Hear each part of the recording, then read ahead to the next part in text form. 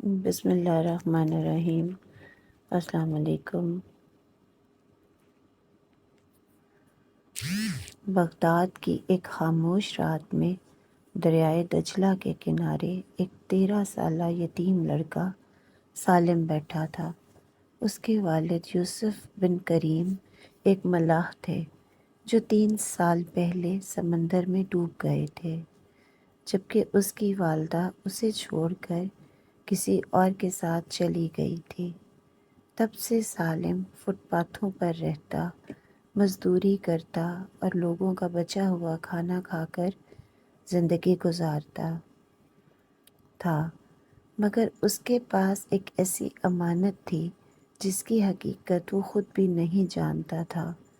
مرنے سے پہلے اس کے والد نے اسے سرخ دھاگے سے بندھی ہوئی چمڑے کی ایک چھوٹی سی تھیلی دی تھی اور کہا تھا کہ اسے اس وقت تک نہ کھولنا جب تک وہ بالکل اکیلا نہ ہو، کیونکہ اس میں اس کی اور اس کی آنے والی نسلوں کی بھلائی پوشیدہ ہے۔ ایک دن بغداد کے کنارے ایک شاندار تجارتی جہاز فخر البحار لنگر انداز ہوا اور اس کا مالک ابو نصر الواسطی تھا، جو بغداد کا نہایت امیر اور با اثر تاجر تھا۔ اس نے سالم کو 10 دن کے سفر کے لیے کام پر رکھ لیا۔ جہاز پر سالم کی ملاقات کپتان جاسم، خوش مزاج باورچی حمدان اور ابو نصر کے خاموش مگر پراسرار معاون مرجان سے ہوئی۔ سالم نے جلد ہی محسوس کر لیا مرجان ہر وقت اس پر نظر رکھتا ہے، جیسے وہ اس کے پاس موجود کسی راز کو جانتا ہو۔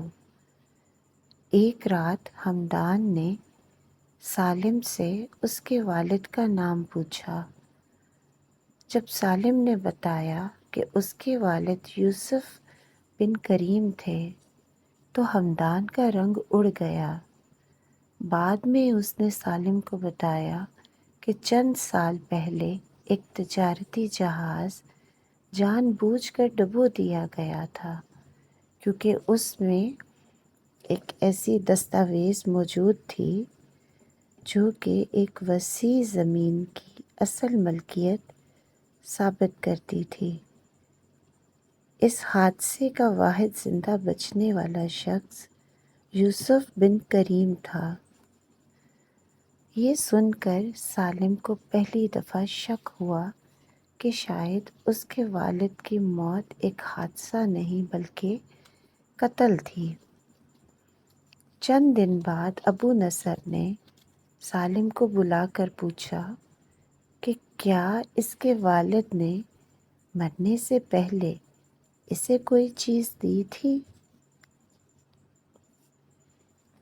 سالم نے انکار کر دیا، لیکن اسے یقین ہو گیا کہ ابو نصر اسی امانت کی تلاش میں ہے۔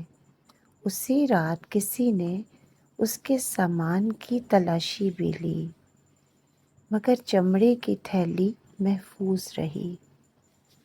آخر کار ابو نصر نے اپنا اصل چہرہ دکھا دیا۔ اس نے سالم کو دھمکی دی کہ اگر صبح تک وہ امانت اس کے حوالے نہ کرے تو اسے سمندر میں پھینک دیا جائے گا۔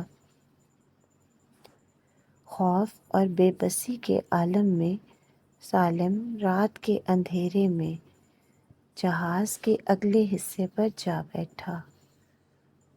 اس نے آسمان کی طرف ہاتھ اٹھا کر صرف اتنا کہا، یا اللہ، اگر یہ حق ہے تو اس کی حفاظت فرما اور میری مدد کر۔ اس نے پہلی بار اپنے والد کی دی ہوئی تھیلی کھولی۔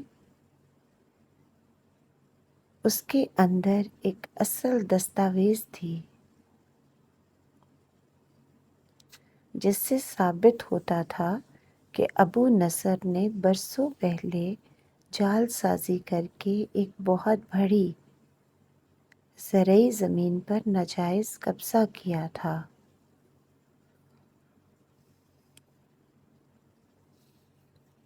جبکہ یوسف بن کریم اس جرم کا گواہ تھا۔ جب ابو نصر کو اس بات کا علم ہوا تو اس نے یوسف کو قتل کرانے کے لیے جہاز ڈبو دیا، مگر یوسف بچ نکلا اور اصل دستاویز اپنے بیٹے سالم کے حوالے کر گیا۔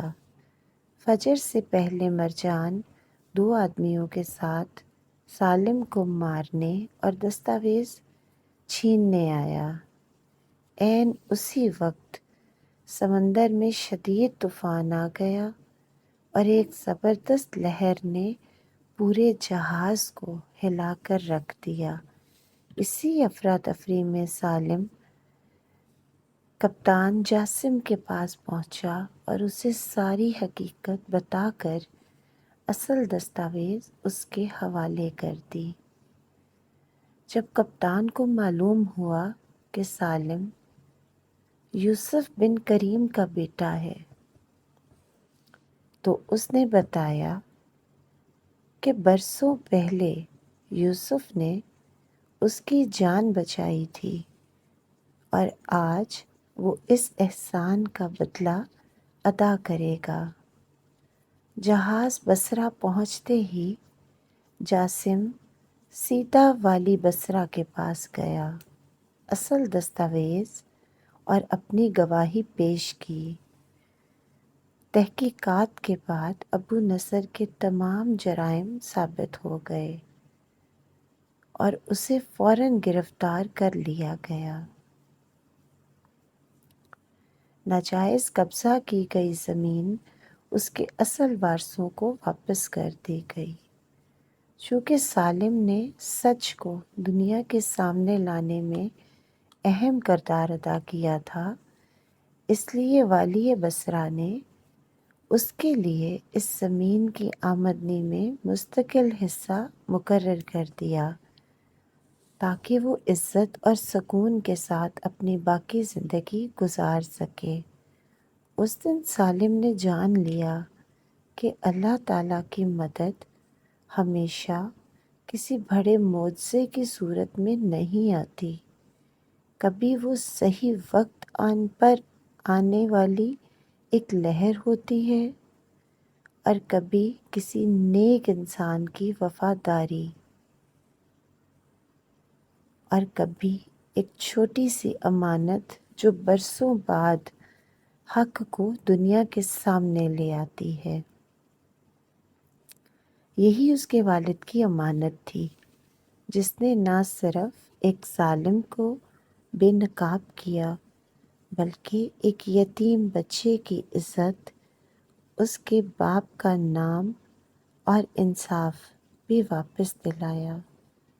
اگر آپ کو یہ کہانی اچھی لگی ہو تو اپنی رائے کا اظہار کمنٹ میں ضرور کیجیے گا۔ اللہ پاک ہم سب کا حامی و ناصر ہو، آمین ثم آمین۔ جزاک اللہ۔